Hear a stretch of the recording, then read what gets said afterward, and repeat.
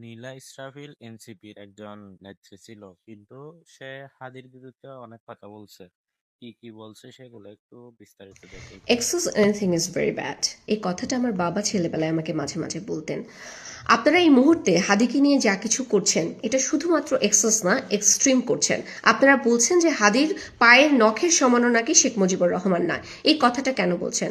হাদির বাংলাদেশে কি অবদান রেখেছে, কি করেছে? হাদি বাংলাদেশে একটি গাছ লাগিয়েছে?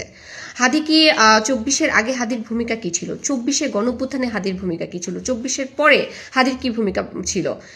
সে ছাত্রলীগ নিষিদ্ধকরণের দাবিতে, আওয়ামী লীগকে ব্যান করার দাবিতে সে কিছু স্লোগান রেখেছে। যেই স্লোগানকে আপনারা বলছেন খুব ভালো স্লোগান বা কিছু, যা কিছুই আপনারা বলছেন, সেই স্লোগান ছিল খারাপ শব্দ ব্যবহার করে কিছু স্লোগান মেক করা, এবং সে সেই স্লোগানগুলো দিয়ে নিজেকে আপনাদের সামনে সুপরিচিত করেছে। এছাড়া হাদি আর কি করেছে? হ্যাঁ, হাদের একটা ইনকলাব মঞ্চ আছে, কিছু শব্দ তৈরি করেছে, যে শব্দগুলো আমরা ৫২ সালে ফেলে দিয়েছি, যে শব্দগুলো আমরা চাই না, সেই শব্দগুলো সে স্টাবলিশ করার চেষ্টা করেছে। আপনারা আরেকটা কি কাজ করলেন?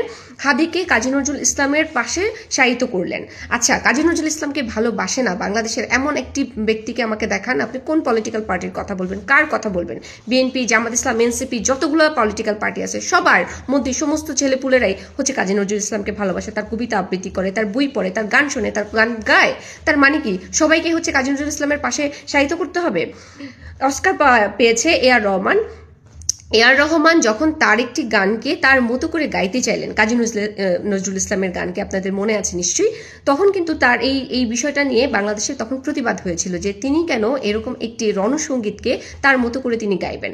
সেটা নিয়ে সেই গানটা পর্যন্ত গাওয়া একজন অস্কার শিল্পীকে গাইতে দেয়া, মানে ওটাকে নিয়েও আমরা হচ্ছে প্রতিবাদ জানিয়েছিলাম। আর সেখানে এরকম একটা ছেলে যার কোনো অবদান নাই বাংলাদেশে, সে মাত্র একটা স্লোগান দিয়ে মানে ভাইরাল হয়েছে, ভাইরাল হওয়া একটা ছেলেকে কাজী নজরুল ইসলামের পাশে শায়িত করলেন। এরপরে এসে এখন ২৬ সালে এসে আপনারা এ ধরনের যে দাবি দাওয়া করছেন, যে ধরনের উক্তি ব্যবহার